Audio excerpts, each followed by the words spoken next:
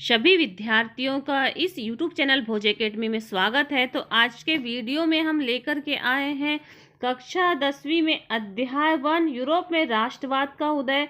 तो इस अध्याय के प्रश्न बैंक आधारित और ब्लूप्रिंट आधारित क्वेश्चन आंसर। तो देखिए कि अध्याय 2 यूरोप में राष्ट्रवाद से कुल 2 अंक के प्रश्न पूछेगा, मतलब 1 अंक के 2 प्रश्न पूछेगा। तो इसीलिए आपको इस अध्याय से जो बहुविकल्पी और 1 नंबर वाले ही क्वेश्चन तैयार करना है। तो अब हम देखते हैं सही विकल्प। फ्रेडरिक सारियू कहाँ के कलाकार थे? तो फ्रेडरिक सारियू फ्रांस के कलाकार थे। उसके बाद में विश्वकोश नामक ग्रंथ की रचना किसने की? विश्वकोश नामक ग्रंथ की रचना दिदरो ने की थी। फिर देखिए जर्मन में एकीकरण की आधारशिला किसने रखी? तो जर्मन के एकीकरण की आधारशिला नेपोलियो बोनापार्ट ने रखी थी। उसके राष्ट्रवाद को चित्रों के माध्यम से दर्शाने वाले फ्रांसीसी कलाकार कौन थे? तो ये फ्रेडरिक सारियू थे। फ्रांस में किसकी छवि सिक्कों और डाक टिकटों पर अंकित की जाती थी? तो फ्रांस में मारियान की छवि, किसकी छवि? तो मारियान की छवि को डाक टिकटों में और सिक्कों में अंकित किया जाता था। अगला प्रश्न है, आंखों पर पट्टी बांधे हुए तराजू लिए हुए महिला किस बात का प्रतीक है? तो यह न्याय का प्रतीक है।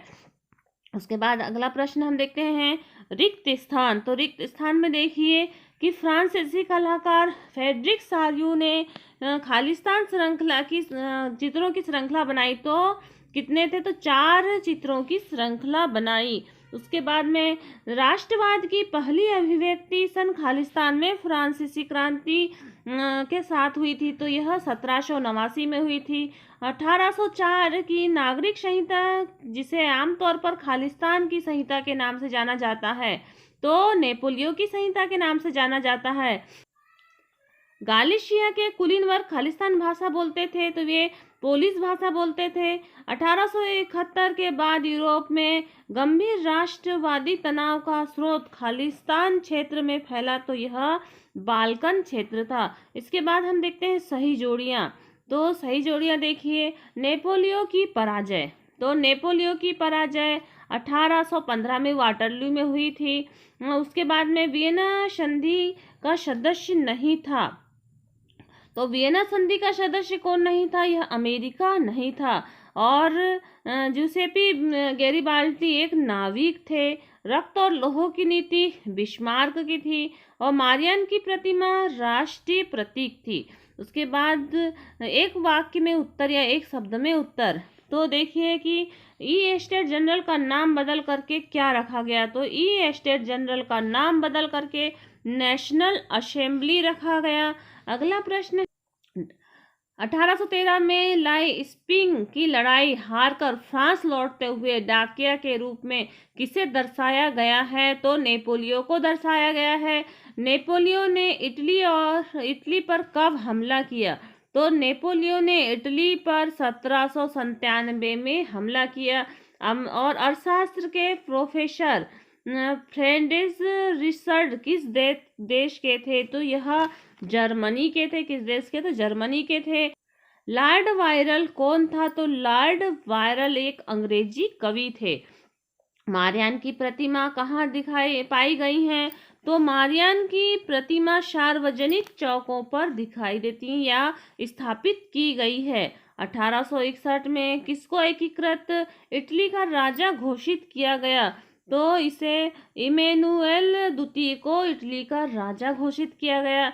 और जाल्वेराइन क्या था? तो जाल्वेराइन यह एक शुल्क संघ या जिसमें अधिकांश जर्मन राष्ट्र शामिल थे जाल्वेराइन में। उसके बाद में हम देखते हैं सत्य असत्य। वियना सम्मेलन की मेजबानी ऑस्ट्रिया के चांसलर मेटरनिख ने की थी, यह सत्य है। उसके बाद देखिए कि 1815 में स्थापित रूढ़िवादी शासन व्यवस्थाएं निरंकुश थी, यह भी सत्य है। और 19वीं सदी के मध्य में इटली 10 राज्यों का असत्य है। उसके बाद 1804 में नागरिक संहिता को आमतौर पर हिटलर की संहिता कहा जाता है, यह भी असत्य है। लाल टोपी, तिरंगा, कलगी स्वतंत्रता और गणतंत्र के चिन्ह थे, तो यह सत्य है। उसके अगले वीडियो में हम आपको अध्याय 3 के प्रश्न बैंक आधारित प्रश्न उत्तरों की जानकारी देंगे। इससे पहले हमने आपको अध्याय 4 और अध्याय 2 के भी प्रश्न बैंक की जानकारी दे चुके हैं। तो लगातार वीडियो को प्राप्त कीजिए और आप यदि इस चैनल में नए हैं तो इस चैनल को सब्सक्राइब करें और वीडियो को अधिक से अधिक छात्र छात्राओं तक शेयर करें ताकि सभी छात्र छात्राओं का अध्ययन जारी रहे। धन्यवाद।